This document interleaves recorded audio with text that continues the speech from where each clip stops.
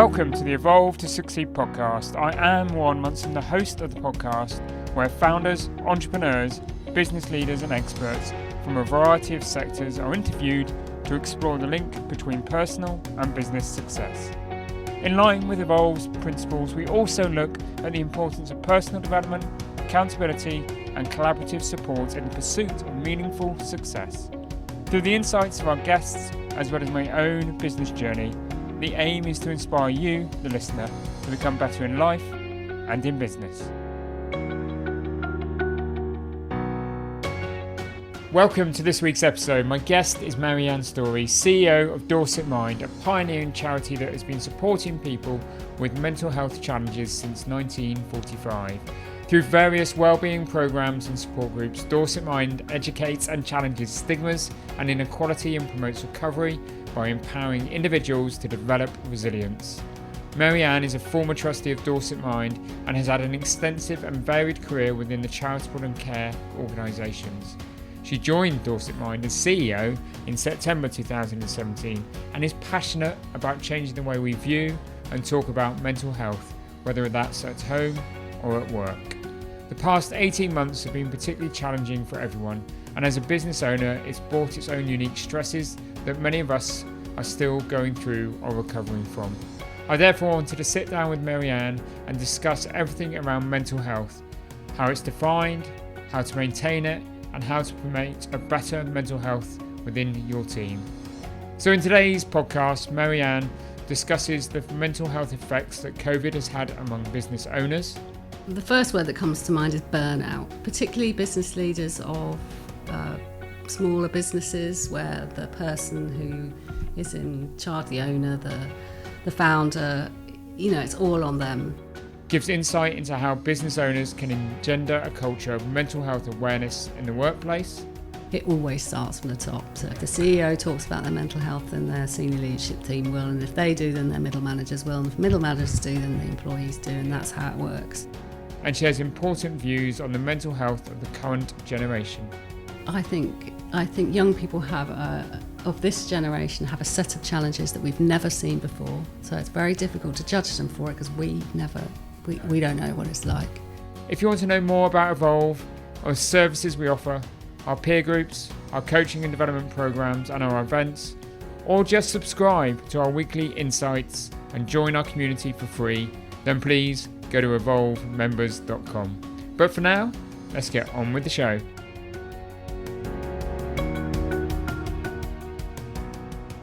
Hello Marianne, welcome to the Evolve to Succeed podcast. Hello. Good to have you on the podcast. During the course, hopefully, of this conversation, I'm going to find out a bit about you, find out a bit about Dorset Mind and the great work it does as a charity, but also a little bit about good mental health, what that means, how that impacts on business leaders and their teams. But let's start with a little bit of a discussion around you and put into context how you've ended up where you are as Chief Executive of Dorset Mind. But I see that you originally trained as a physiotherapist. So how did you go from a physiotherapist to being the Chief Executive of Dorset Mind? Well, it wasn't a linear progression. No, these things generally aren't, are they? I didn't decide to just go from one to the other just like that. But I think when you work in a field like physiotherapy, it becomes apparent quite quickly, really, that you can't just treat one problem of a person, and actually somebody's mental condition quite often underlies their ability to recover from anything, really. And a lot of things that I came across in my physio life actually questioned whether the mental well-being of the person was actually underlying quite a lot of what was going on for them. But also it helped me, I think, to really learn how to analyse not just people but situations. So there's a kind of way in which you would diagnose a condition that has taught me how to kind of look at life somehow. And so that sort of skill moved me into a management and leadership. And then over time, I think I just developed a bit of a passion for mental health. I have some lived experience myself. So I had postnatal depression when I had my first child. So I know what it's like to not only have a mental health condition, but to recover from it fully. So I became very passionate about the message around you can recover from a mental health condition.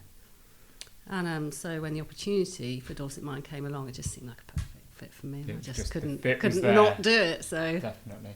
And do you think it's really important doing the role you do to have that lived experience? I do, actually, because I think it gives me real compassion for the people who we support and try to serve. And I can, but I think more importantly, one of my real missions in life is to change the way we talk about mental health and try and address the stigma around it. And I think because I've had my own experience, I'm very open about talking about it. Yeah. You know, it starts from the top. Yes. You'll hear me repeat that today, I'm sure, with some of your other questions. But it starts from the top, and I think people need to start talking more openly about it and how they feel about things and their experiences and their difficulties. And I think the more we open up that conversation. Yeah. It's an interesting one, isn't it? I suppose we've sort of gone off at a slight tangent already, but, you know, that thing around stigma and mental health, there's a big barrier there, which seems to be sort of coming down brick by brick. Yeah. But how do you see it working in the mental health field? It's a really tricky one, and I think it affects people differently. Yeah. I think generally speaking, it's seen, you know, if you talk about struggling with something or you're crying or depressed, it's seen as a weakness somehow. So it's not been on a level with physical illness. No. But it affects some people more than others. So if you come from some with a minority background of some kind, whether you come from a minority ethnic background, or you have a disability, or you from a kind of poor demographic area, the stigma can be worse within certain communities. So I think it depends a bit what your life experience is. But, well, as I say, for me, it's all about talking about it and being open. Yeah. But that can be easier said than done, can't it?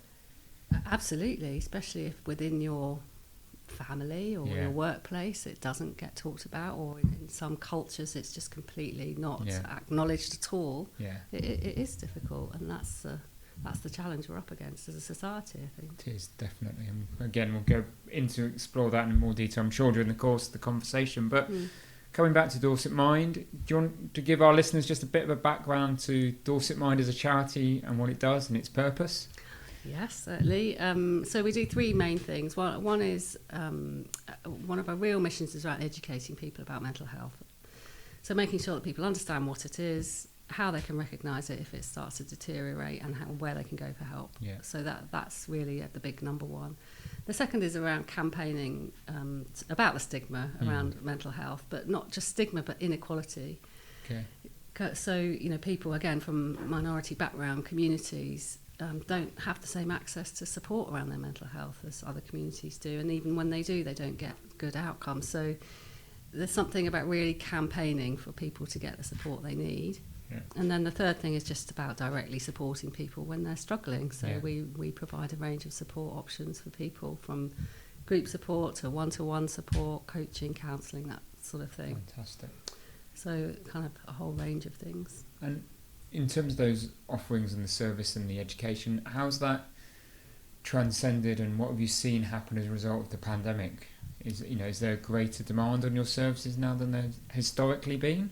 Yes, we've learnt a lot from the pandemic. I mean, this country was facing a mental health crisis already, and in some ways the pandemic has fast-forwarded that to reaching a bit of a head, so that we have to deal with it. But equally, I think it's really helped people learn and understand more about their own mental well-being, partly because they've had time at home to think about it. And partly because it's become so high profile that you can barely have a conversation these days, can you, without something around well-being or mental health? You know, the Olympics being a really good example of that. Simone Biles being a great example of that. Really good example. So, you know, we learnt a lot in the pandemic, and so the increase we've seen for our services is about one-to-one support. So we carried on all our group stuff online. I think the word is pivoted, isn't it? Pivoted. Just to throw in some jargon, there's some cliches. So we moved everything online, started running our support groups and everything on Zoom, and so there's some people who really loved that because it removed some of the barriers about getting dressed, leaving your house, getting in the car, driving to a church hall you've never Yeah. been before, walking into a room full of strangers, sitting down and admitting you've got a problem. That's a big deal Yeah. for a lot of people. That is, if you're in challenging circumstances. Absolutely. Anyway. Yeah. So actually just clicking on a Zoom link made access to our support much easier Yeah. for a lot of people. So in some ways that was really good, but on the other hand, a lot of people get a lot of benefit from being around Yeah. physically other people. That's Yeah. part of people's recovery. So it was a mixed bag. Okay. But people reaching out for individual support is where we've seen the real demand. Great. So, Perfect. so we've had to ramp up a lot of what we do. And how would you? And I suppose that's only going to continue, isn't it? Because there is this challenge, isn't it? You know, we see it with the businesses we work with, see it within our own organisations. There's that challenge from being adapting now to getting back out into the real world nearly, Yeah. and life as normal in the chaos that it was. You know, coming out of a period of uncertainty, that has to challenge anybody's mindset, doesn't it? Absolutely. I mean, we've seen people talk about their mental health who, you know, didn't even know it was a thing before Yeah. COVID, which in a way is really good because Yeah. it means people are talking about it. But I think the anxiety levels people are feeling around coming back out of being at home, Yeah. going back into uncertain places, not really knowing what's happening with the virus, that Yeah. sort of thing, and then reintegrating with other people. It has been tough for a lot of people. Definitely. So, I suppose this is quite a big question, but how would you define good mental health? It is a good question. I could spend the rest of the day talking about that, and it is a kind of complex issue. But I mean, everybody has mental health, obviously, and Yeah. everybody's mental health fluctuates. So sometimes our mental health is good and sometimes it's bad.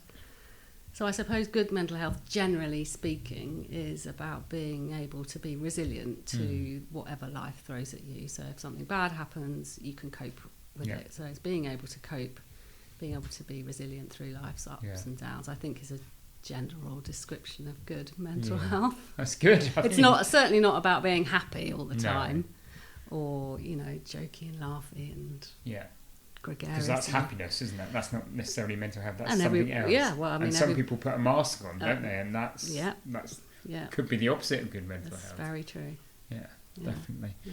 So, obviously, business leaders have been challenged in the last 18 months, but, you know, I think you've used that word resilience, which I love as, you know, as a term. And I think business leaders generally are, again, on the face of it, resilient. So what challenges do you particularly see with business leaders and those that seek help from sort of Dorset Mind from the business community? The first word that comes to mind is burnout. Yeah. So particularly business leaders of smaller businesses where the person who is in charge, the owner, the founder, you know, it's all on them to keep this thing going, especially through COVID where it's been so hard. Yeah. And we have this expression called the 3 a.m. club, which is just, you know, those people who lie awake at 3 o'clock in the morning thinking, what's this all about? How am I going to cope? What am I going to do? I don't know if I can manage. You know, and that's a really, really dark time for a lot of people, 3 o'clock in the morning. Yeah.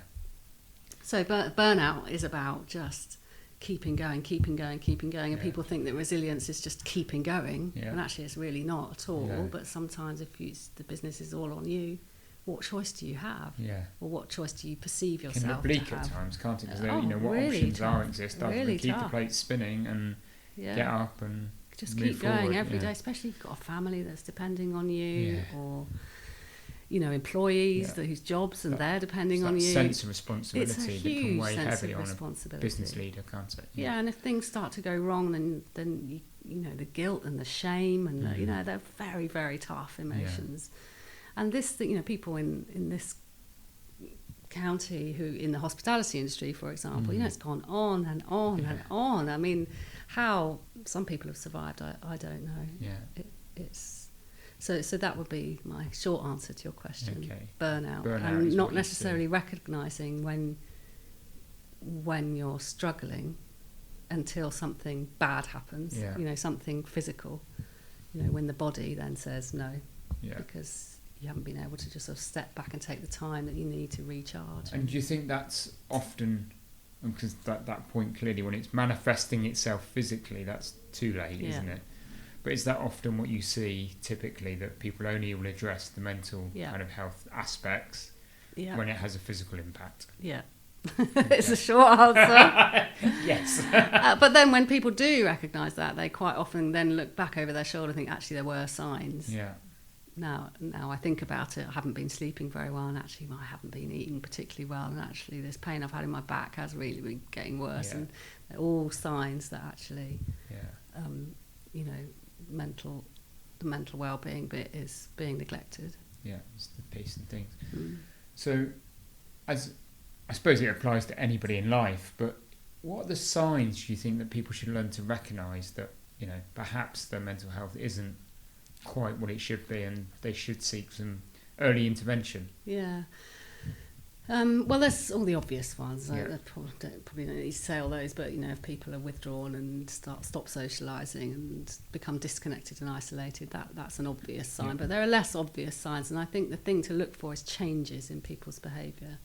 And as you quite rightly said, someone might appear to be happier because they're actually, what they're doing is putting on a brave face. They're pretending that they're not feeling what they're feeling, or they don't want anyone to see it. Or if someone suddenly started to over-exercise or has lost a lot of weight or something like that. So that's what I would say, is it's not necessarily always the obvious, but it's the changes you need to look for that don't seem quite right to you. And they're the things that business managers, leaders, owners should be looking for as signs in their team? Yes, but it's not easy, actually, because us human beings are so good at hiding it. And people, you know, so an obvious thing would be to look for absenteeism. You know, people aren't showing up for work, they're always having Mondays off, they always go home on a Friday afternoon or something like that. That's or a sickness on and off for lots of different reasons. A pattern starts to emerge. But there's a thing called presenteeism, which I'm sure you've heard of. But people, you know, they go to work, they sit there, they're not very productive, and that's much more difficult to see. So you might see someone's performance start to decline, or perhaps their behaviour is a bit odd. And there's some of the warning signs. But equally, if someone starts to overwork, you might think that's great as a business leader, but actually for the person, it's not a good sign. And you must work with lots of businesses and organisations, and those that take mental health of their teams seriously and do things well, what do you see those organisations do that make them stand out? It's a big difference between a tick box exercise and actually doing it properly, because it's one thing. So one thing is training, obviously. So you would bring an organisation like Dorset Mind in to run training, and there's different levels of training. So I think first you would train your senior leadership team so that they really understand what the issues are, but also how it can affect the bottom line. You know, if you've got people in your company who are present but not working, that's costing you money, but you might not really know it. So there's something about understanding the situation, but there's also something about then training your cohort of staff to support each other and how to have conversations with each other, how to be open about their mental health.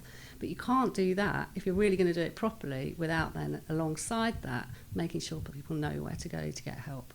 Because it's all very well saying, we need to talk about it. And we do say that a lot at Dorset Mind. And that is a really, really big thing. We must get better at talking about mental health. But when people do, you need to know where to send them for help. Where's the signposting? So if someone comes to you and says, actually, I'm really struggling, you need to know what to tell them to do. So some businesses will put in support groups or counselling or peer support or something like that. So that's what the really good ones do within the company. Others just make sure they know that to signpost to GP or other sort of talking therapies and that kind of thing. I mean, I've done, because I agree it needs to, come back to that term you used, it starts from the top. So I've done my mental health first aid course, and I was astounded by it because it increased my awareness and knowledge, but what I got from it was actually I don't need to solve the problems. I need to be able to act in the appropriate manner when presented, and be able to see and realise some of the things that are out there and some of the signs, and then I need to be able to direct somebody to get the appropriate help. And that was the outcome really, and I didn't know what to expect during the course, but and I suppose that every organisation needs to find their own rhythm and way of dealing with it. We've got a couple of individuals here that are really have been open and honest about their own stories and their own dialogues, and they've set up lunch clubs. So let's sit down and have lunch and have a chat about how we're really feeling type stuff. So I think when you, as a leader, that's great when people in a business want to do that. And for me, it's about embracing that and encouraging that, and not being too dictatorial about it either. Absolutely. Because people have got to chat and talk, haven't they? And it's very difficult for business to understand the kind of economics around that, because they think, well, if they're sitting chatting, they're not working. But actually, if you don't let them just sit and chat, they're pretending to be working because they're not getting what they need from, for their well-being. So it is a tough one. It's a balance. It is a balance. Clearly, it's this stigma thing, isn't it? There's still this issue, though, if you're the employee, how do you speak out? And because there is that stigma, and am I seen as being weak, and what's the vulnerability to my role and my job? I suppose there's not an answer to that one directly, but any thoughts on that, and how an employee might be able to stand up, and how a business leader should react if they do? Well, of course, if that employee has heard their boss speak about their mental health, that makes it much easier for them to go to them and say, actually, I heard what you said, and I have that too. So it always starts from the top. So if the CEO talks about their mental health, then their senior leadership team will, and if they do, then their middle managers will, and if middle managers do, then the employees do, and that's how it works. And then if that's backed up with policies and procedures that really state about how they support the employee with their mental well-being, and it's really clear, then you create a culture where it's okay for people to say, I'm struggling. But it is tough because it does require flexible HR policies, which people aren't used to having. You break your leg, you're off, you come back, that's it. If you have bipolar, sometimes you're really great, sometimes you're not. And for a kind of absence management policy to be able to handle that is quite hard. And for a manager to really understand how to handle that is hard. It's just, I suppose that's where the education piece comes into play, doesn't Absolutely, and practice. You just have to get in there and start doing it and practice. You won't always get it right, but at least you have the right intentions. And I suppose that's where, if I think about smaller businesses, micro businesses, entrepreneurial businesses, they have an advantage because it's far easier to treat somebody as an individual in those kind of businesses than it is in a corporate, isn't it? Yeah, absolutely. Where perhaps it's more of that tick box exercise. We've got a long way to go there in the way that we work. Definitely. And we've had a conversation a little bit around well-being. So any hints on tips on creating, what does well-being mean to you? And some hints and tips around creating better well-being? Well, there's a really tried and tested evidence model around wellbeing. It's called the 5 Ways to Wellbeing. Every employer should know about it. I try and teach it to my children, but they still eye roll at me when I'm going to learn roll something out now. at the kitchen table. So the 5 Ways to Wellbeing are about being connected. So making sure that you're connected to other people in whatever way works for you. So whether that's social media one day or going to a AA meeting another, or whether it's in your workplace, it doesn't matter as long as you're connected to other human beings. The other is about being active, whatever that might look like. The third is about, we call it being mindful, but that's become a bit of a kind of... Bit of a cliche. Bit of a cliche. So really what we mean by that is making sure in your life you have activities that really focus your mind so that you're not always inside your own head. So whether that's knitting, cooking, water skiing, mountain climbing, it doesn't matter, but something that really needs your concentration so that you can kind of calm your heart rate and focus and be in flow with something from time to time. The other really important one is about learning, so making sure that you're feeding your brain with new material and learning new things, new language, new recipe, whatever that might be for you. And the 5th one is about giving, so doing something for other people, making sure that your life isn't always entirely focused around yourself. So again, that brings your thoughts out of your own brain, but also there's something very positive about doing something for somebody else. It's a good, feel-good activity. So those are the kind of 5 key pillars. So developed by the New Economic Foundation, so evidence-based and really easy to kind of remember and kind of tick through your day and think, have I ticked all of those done boxes a bit of everything today, or where have I been short, where do I need to pick up? But some things will cover more than one, obviously. So Yeah. if you play football for a team, you're connected, you're learning something new, you're being active, Yeah. you're being mindful. So actually, some things do everything. It is, I So- suppose, for me, I say it often in the podcast, but I'm cycling, so if I go on a 50, 60, 70 mile cycle, that's the exercise, but I know it nearly becomes meditative that I'm just paddling and my mind gets a chance to rest. Yeah. So it probably ticks lots of boxes. That sort I of expect thing. you do it with other people. There's probably a community around what you do. So really, things like that, really good for you. Really good for your mental well-being. Brilliant. So that, talking about business is, that's another really good thing the business has been doing, setting up those kind of groups where it ticks all those well-being boxes. Yeah. I'm pausing for thought there, because that's something we can do within our businesses. Yeah. It's because those 5 pillars are so simple, aren't they? They're so simple but so effective. Yeah. And so adaptable, so you can really kind of make it bespoke to yourself. It's not a prescribed kind of... No. And it's not all about either meditation No. those kind of Some people things. find meditation really useful, but for you, your cycling's your meditation. Yeah. I have a similar thing with cycling and, cooking. I sit there and stir my onions and garlic, and it's really mindful. So, you make it your own. Whatever works for you. Absolutely. Bespoke. Yeah. Love that. That's really good. So, a lot of people also talk about going out into nature. Yeah. Is that something that you relate to, or is that Absolutely. something that just fits the individual and if it works for them? I think nature, well, again, there's a lot of evidence around nature and mental well-being, and I think that's for a lot of reasons. I think one is that it really grounds you to reality, doesn't it, and connects you with the earth, and it just takes you out of yourself, makes you realise that there's something out there much bigger than you, so it kind of helps you get things into perspective. But also, it ticks that mindfulness bit, doesn't it, when you're focusing on the bird song or the trees or the light or the colours, then you're not inside your own head. You're probably being active. Yeah. So I think nature is one of those things that ticks a lot of boxes. I personally love a lot of metaphors that nature can teach us, things about, growing things and tending to things and nurturing the soil, putting compost. There's a lot of very mental well-being metaphors going on with nature, so I like that. But I think it just ticks a lot of boxes. Brilliant. And you've done a lot of work also as a charity with Dorset Chamber, with got your 6th campaign, so that's exciting. Very happy about that, yeah. Yeah. And that's clearly increasing awareness within the local business community of mental health awareness and all those things.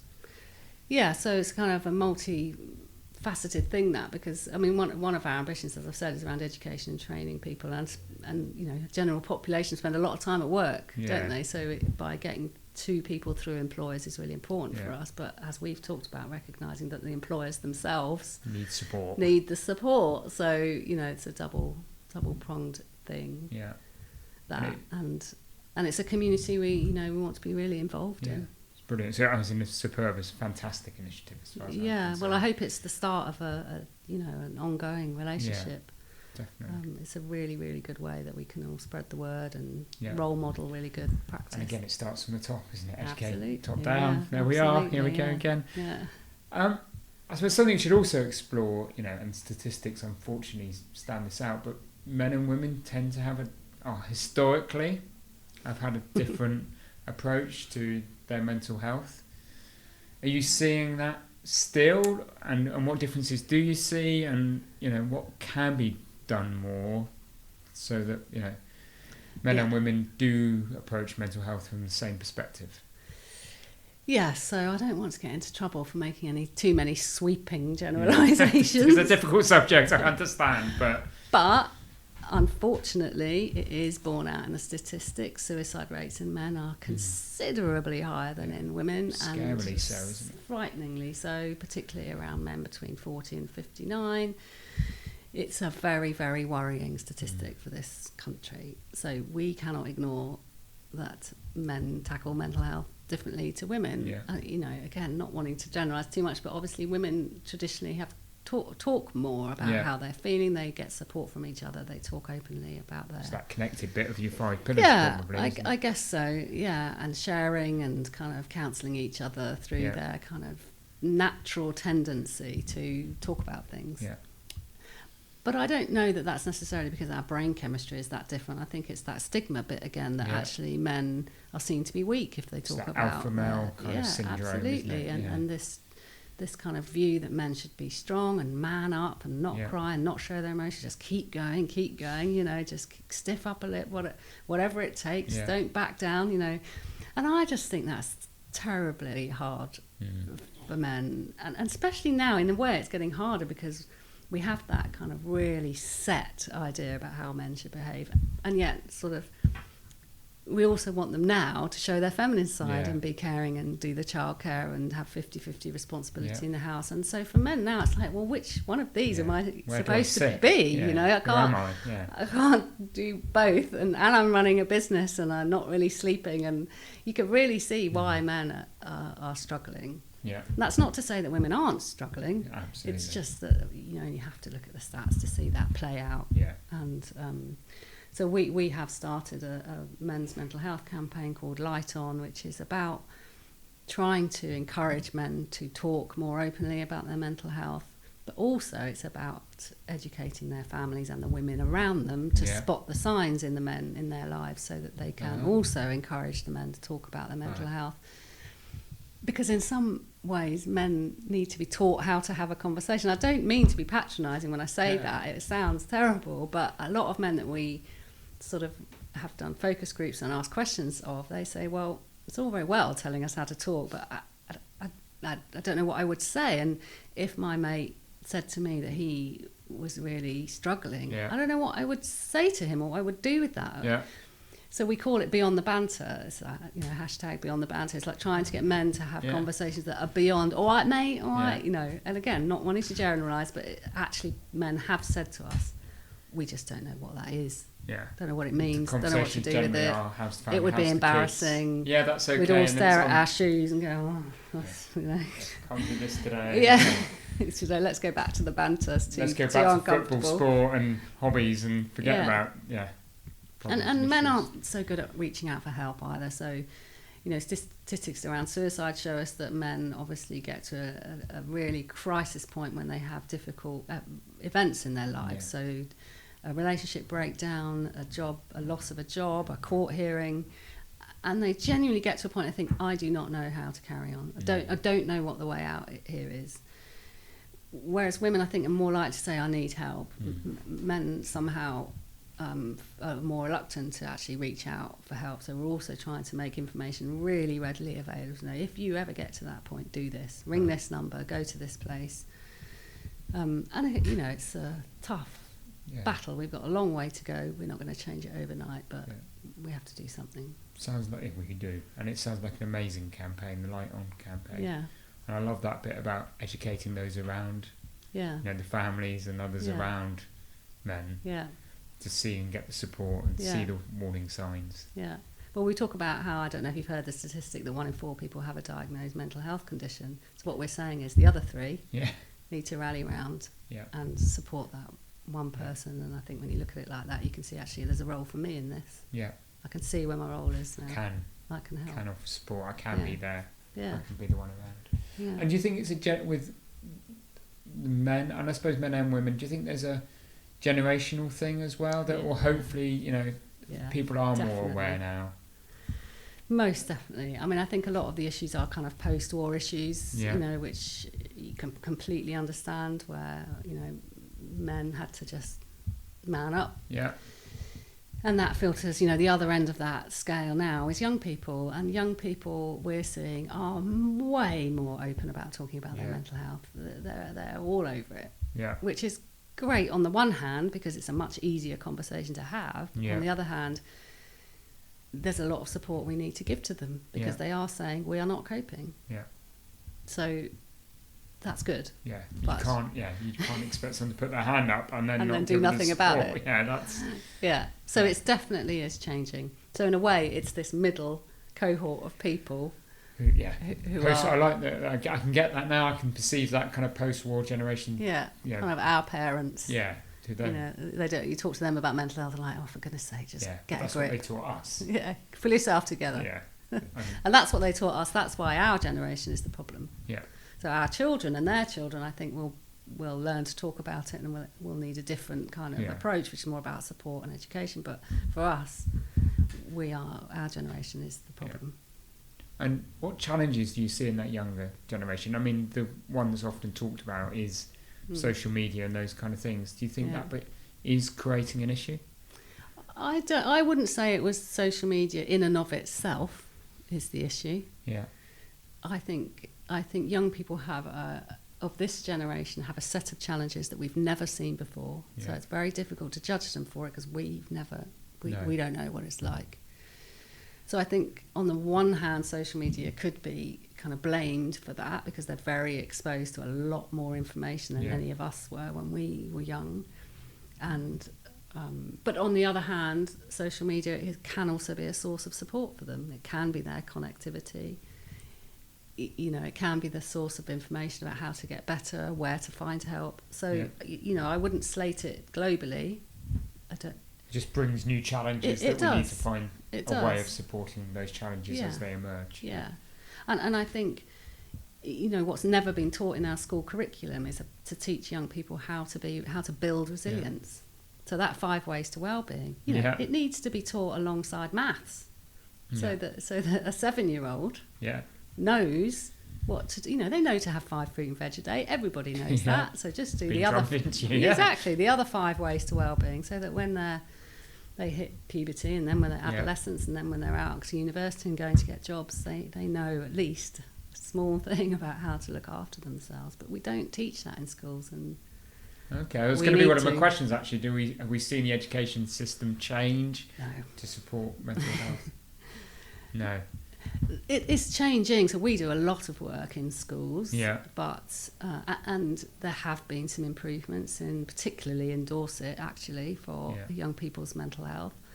But it's not enough because the problem is so huge, and especially with schools now. You talk to schools now; they are overwhelmed with mental health problems with their young people post-COVID. Yeah. I mean, they were struggling anyway. Yes. But now,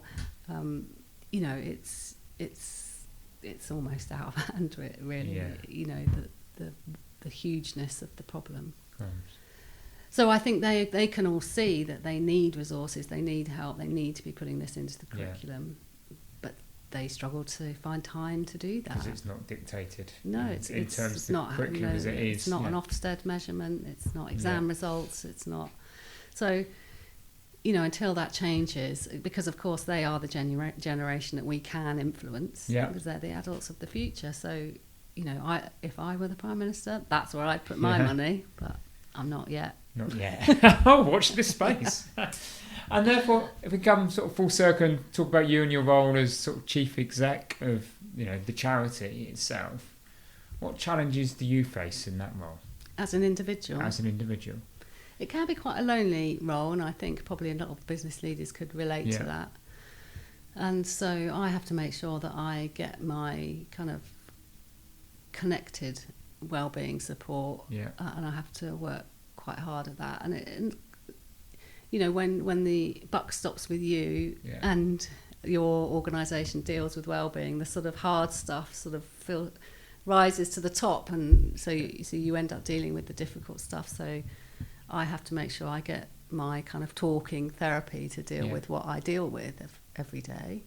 So that's really important. And I do work hard at being physically active and making sure I have mindful activities. I really do work hard at trying to practice what we preach because I know it makes a difference. And I know if I don't do it, I do start to struggle.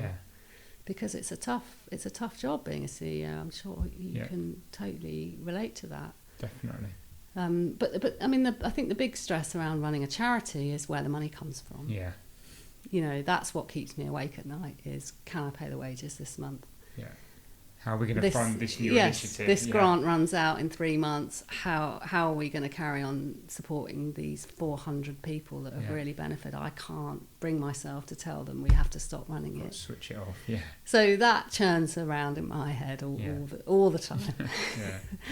And that's where your kind of board of trustees and your senior managers sort of have to where we have to kind of try and share that responsibility, and I have to try not to personally own that. Take all the weight on your own shoulders all the time. But it's hard. It's hard. It's really hard, isn't it? It's not straightforward. Yeah.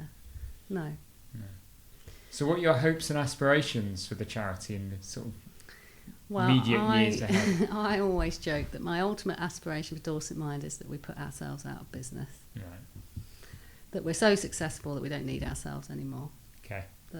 That's a big, hairy, scary goal. Dorset communities are getting enough support from what's provided in the NHS that they don't need all the additional things that we try and deliver, and that people know about their wellbeing, so they don't need. Yeah.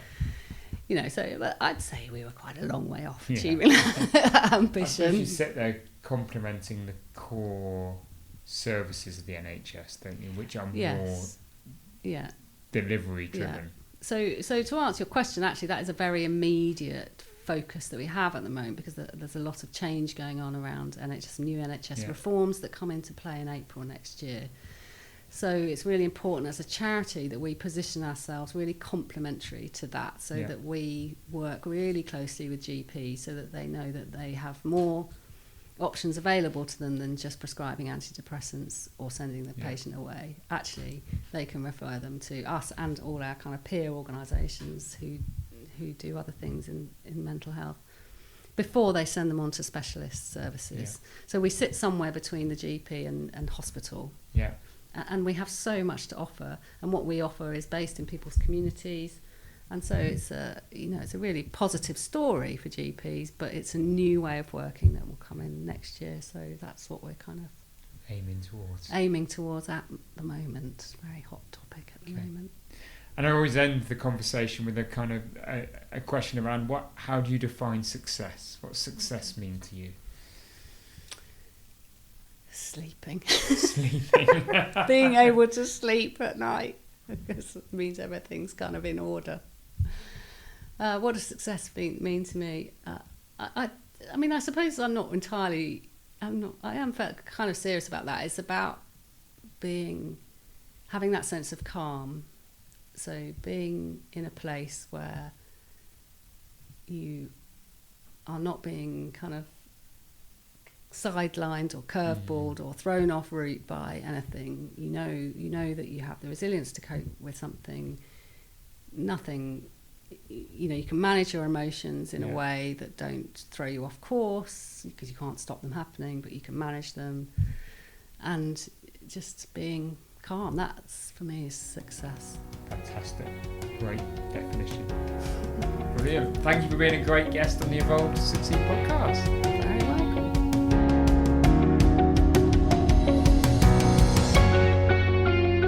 It's true that mental health and mental health awareness seems a saturated topic these days, but it is my belief that we cannot talk and be open enough about it. We can discuss physical health, eating right, exercising and achieving work-life balance, but if your mental health is suffering, all of those other factors are somewhat negated. And so many of us depend on outward appearances to mask what's actually going on inside. And I really think that as business owners and just as human beings, we must keep striving towards a culture of openness and empathy, and so encourage and normalise transparency around those mental health discussions. I loved Marianne's 5 ways to wellbeing, those 5 simple but key pillars that can really help towards achieving better mental health. I'm certainly going to spend some time thinking of ways to implement and adapt them to both my personal life and my business. And my hope is that after listening to this podcast, it will inspire you to do the same. Thank you for listening, and if you do want to learn more about Evolve, then please do go to evolvemembers.com. You can register there for our weekly insights and newsletter, as well as learn about the services that we offer at Evolve, including our peer groups, one-to-one coaching, courses for teams, as well as our lovely co-working space in Ashley Cross in Poole. And if you are a business leader in Dorset and Hampshire, then I'm really excited to be able to say that through the Dorset LEP and the Solent LEP, we have some fully funded peer network and peer group programs that we can offer to you. So if you want to learn more, again, go to the website or please call the team. I really do hope you've enjoyed this episode, and if so, please help us by rating, reviewing and subscribing and listening to future episodes. Thank you for listening.